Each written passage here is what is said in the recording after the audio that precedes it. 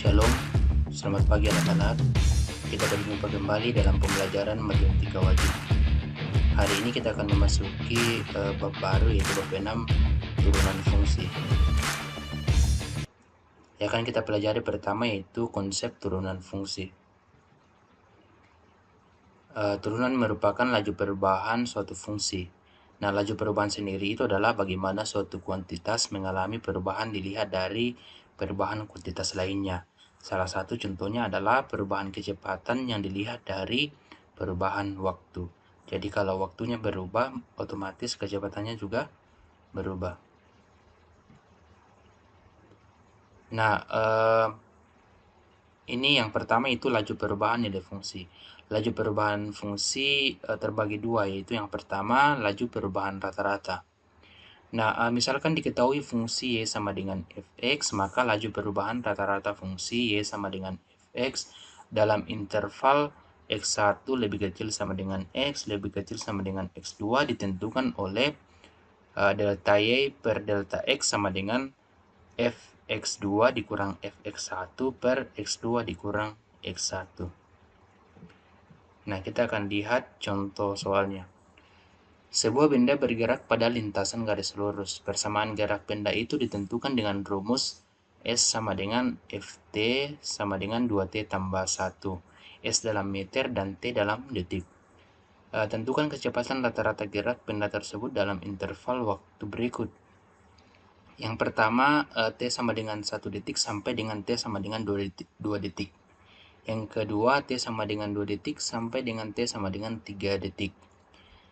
Ya, jadi dalam pembelajarannya di fisika, S itu adalah simbol jarak ya. Kemudian T itu adalah waktu, time. Nah, kita akan jawab yang akan kita cari pertama yaitu jarak yang ditempuh dari masing-masing waktu mulai dari 1 detik sampai dengan 3 detik. Jadi ini tadi S sama dengan Ft sama dengan 2T tambah 1. Kemudian kita akan cari jaraknya dari masing-masing waktu dari 1 detik sampai 3 detik. Nah, kita akan substitusi ini T sama dengan 1 ke persamaan yang ini. Ft sama dengan 2T tambah 1. Jadi untuk T sama dengan 1, jarak yang ditempuh adalah F1 sama dengan 2 kali 1 tambah 1. Jadi T-nya di sini diganti jadi 1. Jadi 2 kali 1 ditambah 1. Nah, 2 kali 1 tambah 1 sama dengan 3.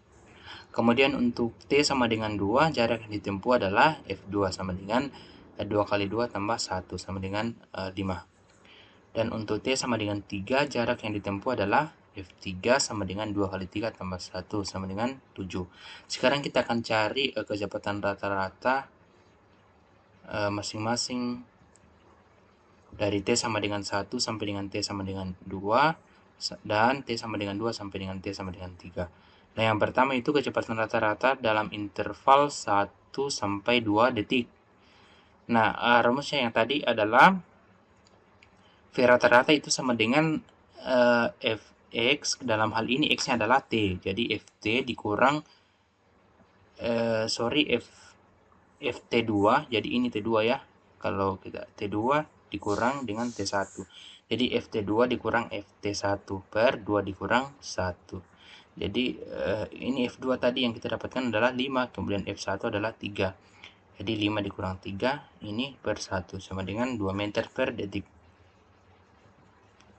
Nah, kemudian kecepatan rata-rata dalam interval 2 sampai 3 detik.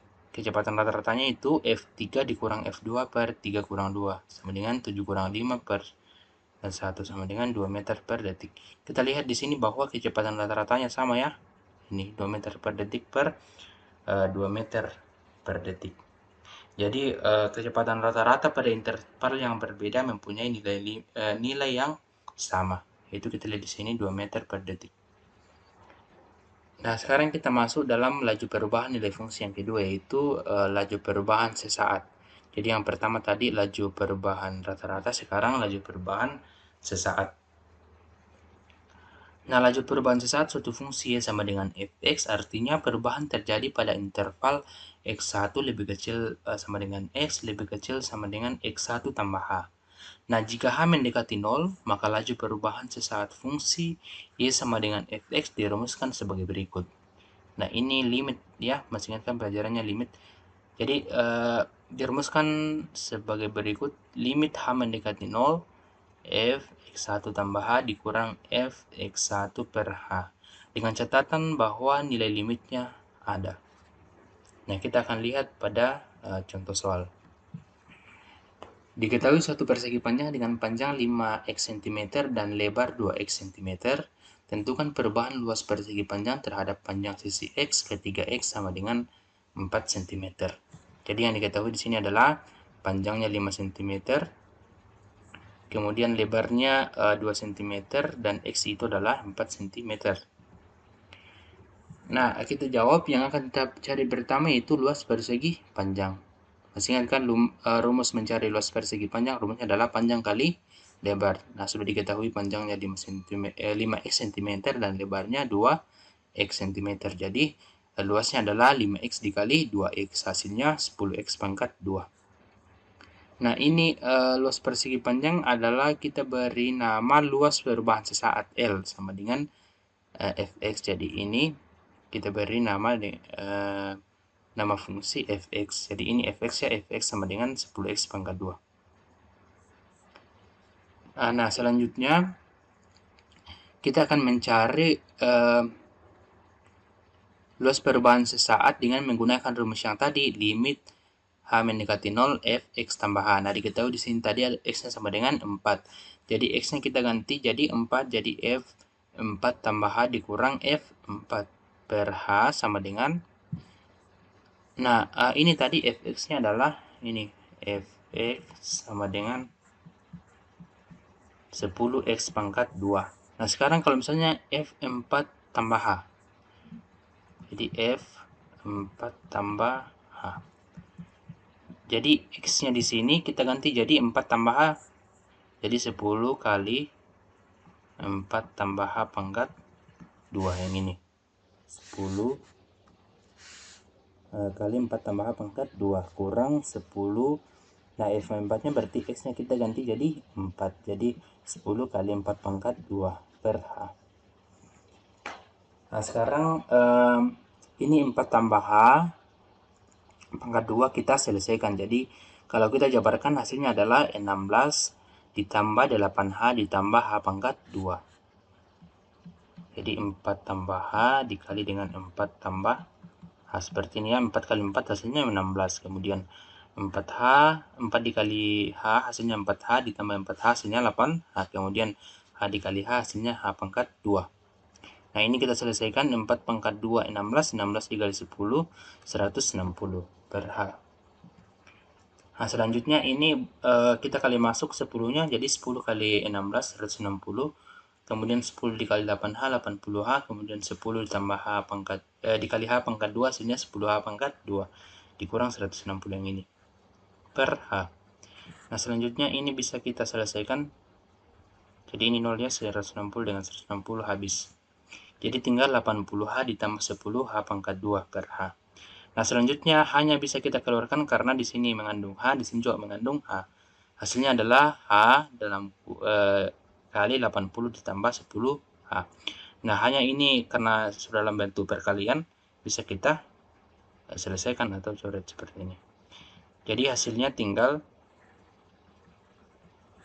limit h mendekati 0, 80 ditambah 10h. Selanjutnya kita substitusi h sama dengan 0 ke sini. Hasilnya 80 ditambah 10 kali 0. Nah, hasilnya adalah 80. Jadi laju perubahan luas terhadap panjang sisi x adalah 80. Nah, itu contohnya.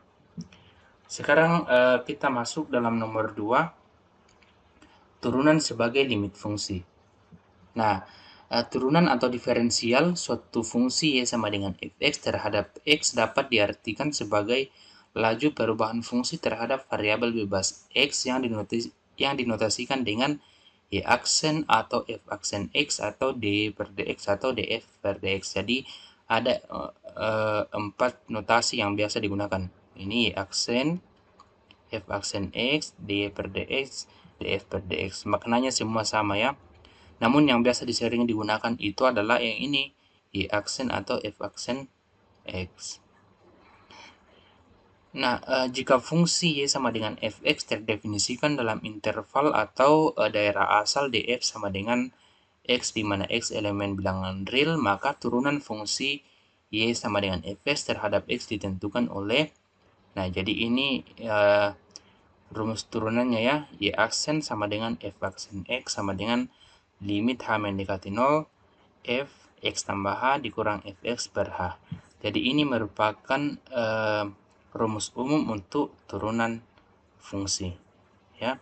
Dengan catatan bahwa nilai limitnya itu ada. Nah, di sini ada catatan, ini Y aksen dibaca Y aksen, ini yang di atas. Kemudian ini F kemudian ada titiknya di atas, kemudian X dibaca F aksen X. Itu disebut dengan fungsi turunan atau fungsi derivatif. Disebut fungsi turunan atau fungsi derivatif. Kemudian yang kedua, catatan yang kedua, proses menemukan F aksen X dari fungsi fx disebut operasi penurunan atau pendiferensialan. Nah, sekarang kita lihat contoh soal. Yang pertama, diketahui Y sama dengan 2X dikurang 3X pangkat 2. Kemudian pertanyaan pertama, tentukan F aksen X sama dengan Y aksen. Kemudian yang kedua, hitunglah F aksen minus 2. Nah, kita jawab, yang pertama kan diketahui Y sama dengan, nah ini Y sama saja dengan Fx ya, jadi Y itu sama saja dengan Fx. Jadi kita tulis Y sama dengan Fx sama dengan 2X dikurang 3X pangkat 2. Selanjutnya kita akan mencari turunannya dengan menggunakan rumus ini tadi. Jadi Y aksen sama dengan limit H mendekati 0, Fx tambah H kurang Fx per H. Nah, kita substitusi ini rumus ini, persamaan ini, kita masukkan ke ini, persamaan ini ya. Jadi Fx-nya tadi,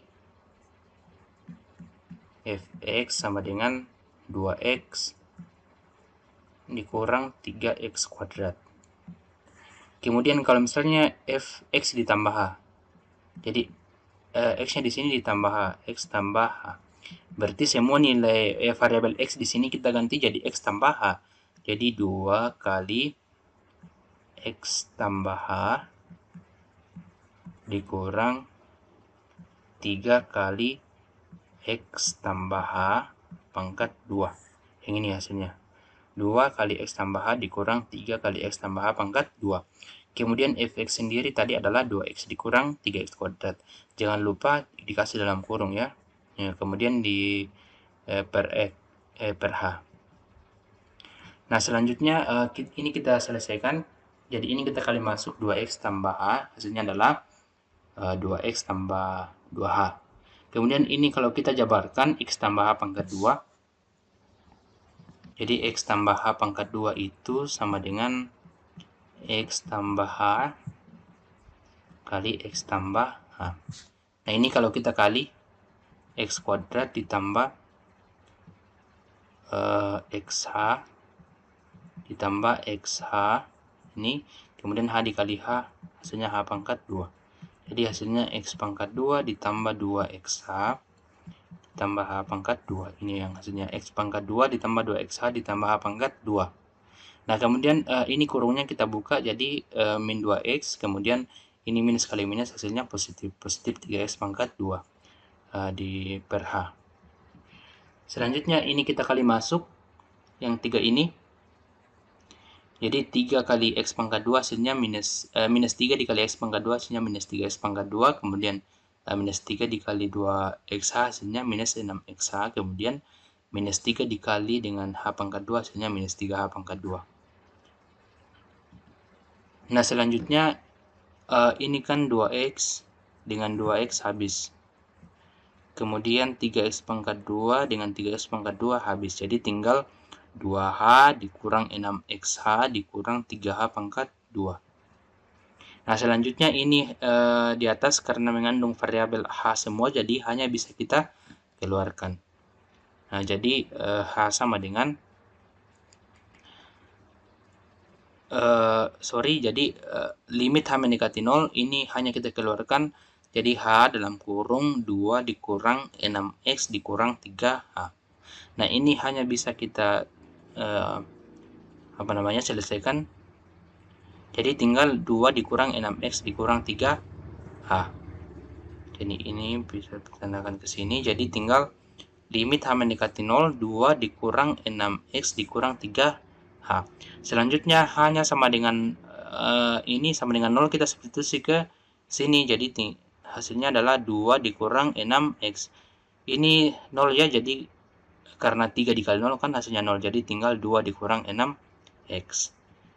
Nah, jadi Y aksen atau sama dengan F aksen itu sama dengan 2 dikurang 6X yang ini. Selanjutnya kita lihat bagian B, F aksen minus 2. Jadi kita sudah dapatkan tadi Fx sama dengan 2 dikurang 6x. Sekarang kita mau cari F aksen minus 2. Gampang kan? Tinggal disubstitusi x-nya minus 2. Sorry, di sini minus 2 ya, bukan 2. Jadi F minus 2 sama dengan 2 dikurang 6 dikali minus 2.